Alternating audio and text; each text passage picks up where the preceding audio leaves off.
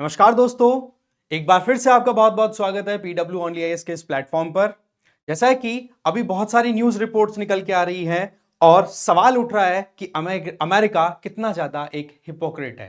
That means कथनी और करनी में बहुत फर्क है। कहता कुछ और है, करता कुछ और है।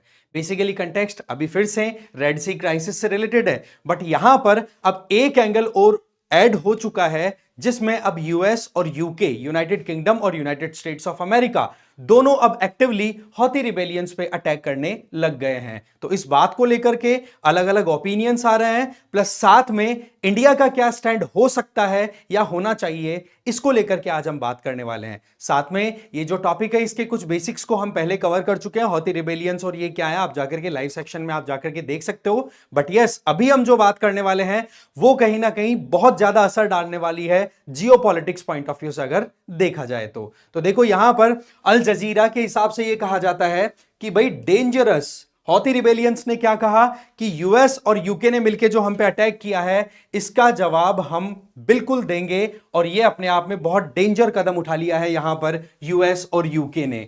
साथ में यहां पर यूएसए की हिपोक्रेसी पे भी बहुत सवाल उठ रहे हैं कि एक तरफ तो यूएसए ये कहता है कि मिडिल ईस्ट में शांति स्थापित होनी चाहिए, पर वहीं दूसरी तरफ यूएसए ने हौथी रिबेल्स पर, उनके ठिकानों पर, उनके अड्डों पर अटैक करके एक तरीके से अपनी मंशा क्लियर कर दी है कि मिडिल ईस्ट में यूएसए अपनी जगह नहीं छोड़ने वाला है। यहां पर आप देख सकते हो कि यूएसए ये कहता है कि डीएस्केलेशन होना चाहिए, इजराइल और गाजा में जो टेंशन चल रही है उनमें ज्यादा बढ़ोतरी नहीं होनी चाहिए। पर अब ये यूएसए ने क्या कर दिया, यमन में अटैक कर दिया। आप देखोगे कि यूएसए के जो राइवल्स हैं, फॉर एग्जांपल रशिया, इधर दूसरा ईरान, इनके द्वारा यह कहा जाता है कि ये इंटरनेशनल लॉज का वायलेशन है। और दूसरी तरफ ये कहीं ना कहीं यमन की सॉवरेनिटी के ऊपर एक सवाल उठा दिया यूएसए ने, वो यूएसए जो खुद सॉवरेनिटी की बात करता है रशिया यूक्रेन क्राइसिस में। इस तरीके से अब यूएसए को जो है वो घेरा जा रहा है।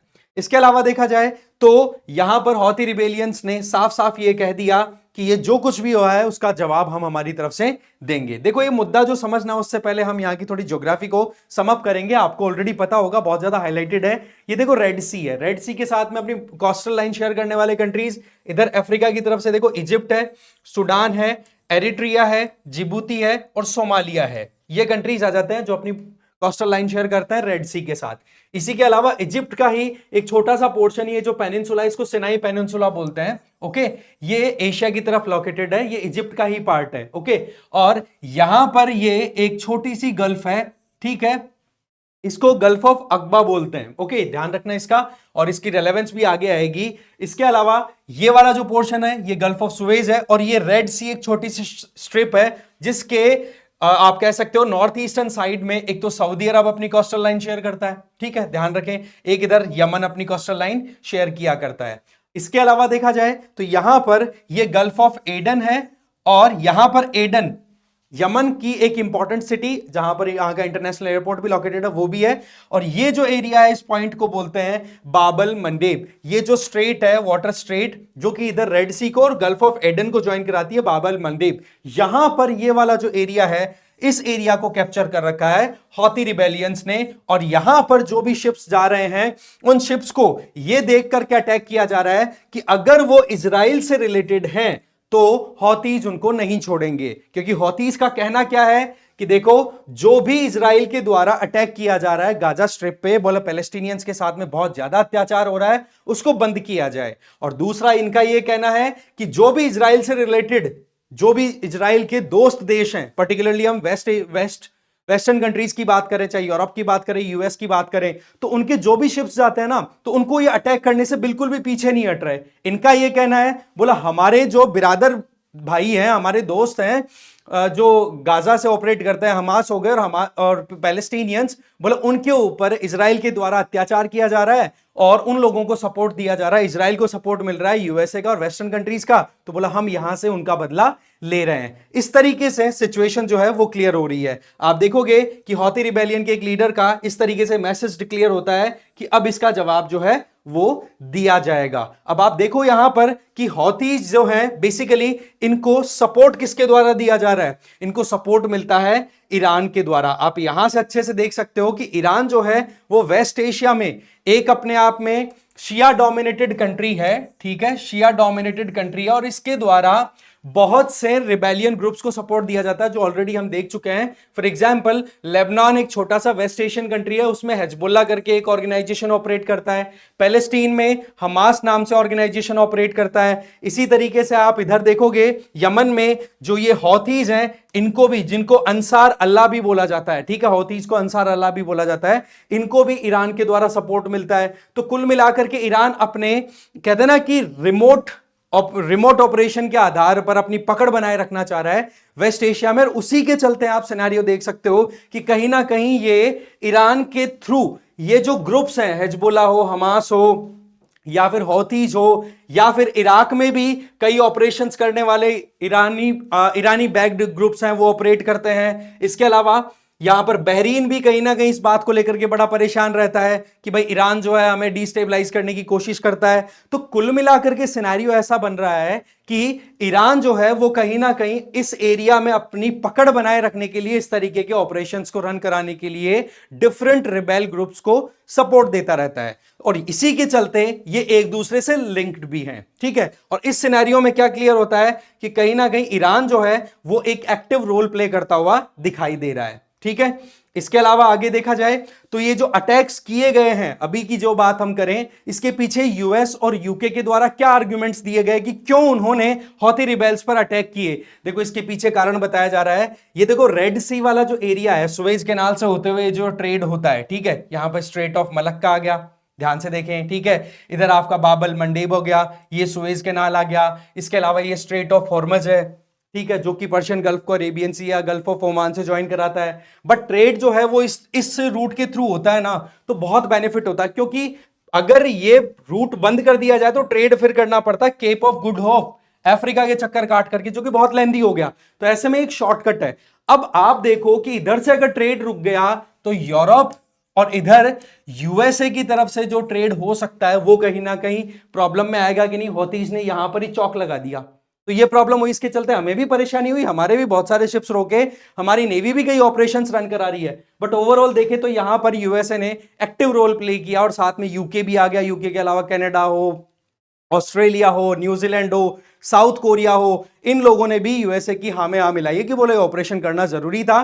क्यों? क्योंकि ये रेड सी वाला जो रूट है ये बिजिएस्ट ट्रेड रूट है, इधर से बहुत ट्रेड होता है, दुनिया में जितना ट्रेड है उसका 12% इधर से होता है, और जितने भी शिपिंग ऑपरेशंस होते हैं उसमें आप मोटी मोटी बात करो 15% के लगभग तो रेड सी से होते हुए होते हैं। तो कैसे आप इस एरिया को इग्नोर कर सकते हो? तो ऐसी परिस्थितियों में यूएसए ने पहले भी एक ऑपरेशन रन किया था, आपको ध्यान हो, ऑपरेशन कंडक्ट कराया था, ऑपरेशन प्रॉस्पेरिटी गार्जियन, और साथ में एक और स्लोगन दिया कि हम यहां पर नेविगेशन फ्रीडम को भी इंश्योर करेंगे कि कहीं पर भी समुद्री या ट्रैवल जो हो रहा है, जहां मैरीटाइम जो भी ट्रेड होता है, उसमें कहीं पर कोई भी प्रॉब्लम आएगी तो यूएसए चुपचाप बैठे हुए नहीं देखेगा। तो यहां से एक चीज एकदम क्लियर होती है कि यूएस जो है वो अपनी घटती हुई जो एक थी ना, एक आया था कि भाई वेस्ट या यूएस जो है वो टर्मिनल डिक्लाइन की तरफ जा रहा है, धीरे धीरे यूएस अपनी पोजीशन को कमजोर कर रहा है। पर अभी जिस तरीके से यूक्रेन वाले मुद्दे में देखा जाए, तो जिस तरीके से यूक्रेन को सपोर्ट करना, और जिस तरीके से अभी इस टाइम पर वेस्ट एशिया में यूएस और यूके ने मिलकर के एक्टिवली हौथी रिबेल्स के जो ठिकाने थे उन पर अटैक कर दिया, तो वो चीजें कहीं ना कहीं शो करती है कि यूएस अभी हटने वाला नहीं है मेन मार्केट से। अब यहां पर इन्होंने जहां अटैक किया है ये यमन वाला पोर्शन है। अगर इस वाले पोर्शन को उठा करके इधर आप देखो पॉलिटिकल मैप पे, तो यहां पर एक तो सना नाम से यहां की कैपिटल है, वहां पर हौथीज का एक कह सकते हो अड्डा है, एक ताइज है, इसके अलावा हुदैदा है, और एक अब्स है। ऐसे करके ये 4-5 इंपॉर्टेंट लोकेशंस है, वहां पर यूएसए ने टारगेट किया। टारगेट किसको किया? इनके हौथीज के एयर डिफेंस को, इनके रडार सिस्टम को, इनके ड्रोन सेटअप्स को, इनके मिसाइल्स की जो फैसिलिटीज थी, लॉन्चिंग पैड हो या स्टोरेज, इनको डैमेज किया। कि इससे क्या होगा कि हौथीज खुद हैंडीकैप हो जाएंगे और आगे अटैक करने से फिर रोका जा सकेगा। तो इस तरीके का टारगेट लिया। यूके की तरफ से आर्ग्यूमेंट मैंने और बताया आपको कि यूके ने क्या कहा। देखो जी, यूके का ये कहना है कि हमने ये जो कुछ भी किया है ये हमारा सेल्फ डिफेंस में किया है, क्योंकि हमें बहुत नुकसान हो रहा है ट्रेड से, इस तरीके की इंटरवेंशन की वजह से बोला हमें बहुत नुकसान हो रहा है, तो ये हमारा सेल्फ डिफेंस का काम है। और साथ में एंग्लोस्फेयर, जो इंग्लिश स्पीकिंग पॉपुलेशन वाले जो भी कंट्रीज है उनका सबका सपोर्ट इसको मिला है, जैसा कि मैं आपको ऑलरेडी बता चुका हूं। इसमें एक एंगल और है, देखो जो बाइडेन के ऊपर डोमेस्टिक पॉलिटिक्स में बहुत सवाल उठ रहे हैं कि बोला अमेरिका की, बोला कहता ना कि बहुत बेइज्जती करवा दी जो बाइडेन ने इंटरनेशनल एरिना में। जहां कहीं भी यूएसए की बात आती है तो बोला कहीं ना कहीं लीडरशिप जो एक होनी चाहिए स्ट्रांग, जो बोला डोनाल्ड ट्रंप के टाइम पे हुआ करती थी, बोलो वो कहीं ना कहीं कमजोर होती है। तो ऐसे में डोमेस्टिक पॉलिटिक्स का भी प्रेशर है जो बाइडेन पे। ठीक है, ऑपरेशंस की बात मैं ऑलरेडी आपको बता चुका हूं। ठीक है, अब एक एंगल और हम यहां पर समझते हैं। देखो जो हौती रिबेलियंस है ना, ये ऑलरेडी अपने देश में एक सिविल वॉर लड़ रहे हैं, जो कि आपको पता है, हम ऑलरेडी प्रीवियस वीडियो में डिस्कस कर चुके हैं। उसमें मुद्दा क्या था कि ये अपनी पावर ग्रैब करना चाहते हैं, जबकि सरकार जो थी यमन में वो थी सुन्नी डोमिनेटेड गवर्नमेंट। अब गवर्नमेंट जो है यमन की, उसको सपोर्ट किसका है? एक तरफ तो सऊदी अरब का और यूएई का। ठीक है, इन दोनों का सपोर्ट मिलता है वहां की गवर्नमेंट को, जबकि दूसरी तरफ हौतीज को सपोर्ट कौन दे रहा है? ईरान। और ईरान और सऊदी अरब की वैसे नहीं बनती। तो इस तरीके से ऑलरेडी यमन तो डिस्टेबलाइज था। सऊदी अरब की तरफ से एफर्ट पूरे किए जा रहे हैं कि कैसे भी करके यमन में शांति हो, क्योंकि सीधी बात है, पड़ोसी देशों में अगर शांति होती है तो आप प्रोग्रेस कर सकते हो। ठीक है, तो वो सिनेरियो यहां पर क्या कहता है कि कहीं ना कहीं ओमान, यही यमन का पड़ोसी देश ओमान, ओके, और साथ में यूनाइटेड नेशन, दोनों मिलकर के मीडिएशन करा रहे हैं कि कैसे भी करके यमन में सिविल वॉर खत्म हो। क्योंकि जो सिविल वॉर है उसके चलते बोला बहुत ज्यादा परेशानी हो रही है। मतलब सब कुछ होने के बावजूद, एक अच्छी लोकेशन है यमन की देखी जाए तो ट्रेड के हिसाब से, बट फिर भी बहुत ज्यादा बर्बाद देशों में से एक है ये। सारा का सारा एंथ्रोपोजेनिक केस है, सारा का सारा मानव जनित केस है। तो ये सिचुएशन जो है उससे ऑलरेडी यमन जूझ रहा है। पर अभी क्या कर रखा है सऊदी अरब के साथ में? तो सीज फायर का एग्रीमेंट कर रखा है, बातचीत चल रही है हौतीज की, और इधर ध्यान दे लिया गाजा का नाम लेकर के, और इधर ट्रेड को रोकने के ऊपर कि भाई हमारे भाइयों के साथ गलत हो रहा है तो हम यहां पर इस तरीके से जवाब देंगे। तो सिनेरियो कुछ इस तरीके से कॉम्प्लेक्स बनता चला जा रहा है।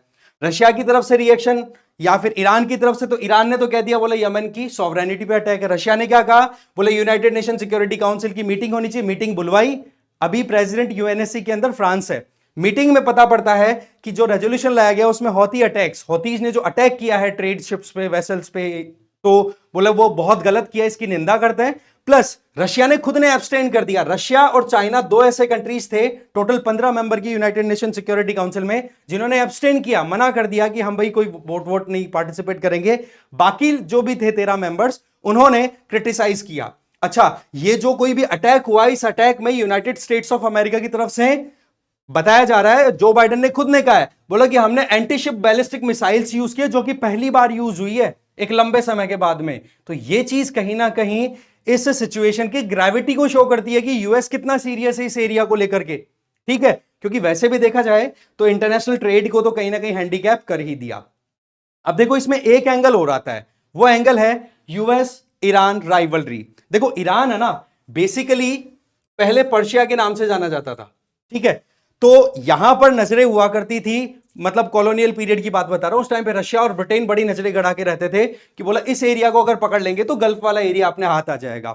फिर उसके बाद में यहां पर जो पर्शियन रिजीम चल रहा था उसके खिलाफ में मिलिट्री कू होता है। उस मिलिट्री कू में यूएसए ने और यूके ने मिलकर के और जो पर्शियन सिस्टम था उसको खत्म किया और यहां पर इंट्रोड्यूस कर दिया शाह का कानून। शाह को स्टैब्लिश कर दिया, एक तरीके से मुस्लिम रिजीम लेकर के आ गए। कौन? यूके और यूएस दोनों मिलकर के। ठीक है, इस तरीके से यहां पर शाह का जो रूल है, जो कि लगभग 1979 तक चलता है।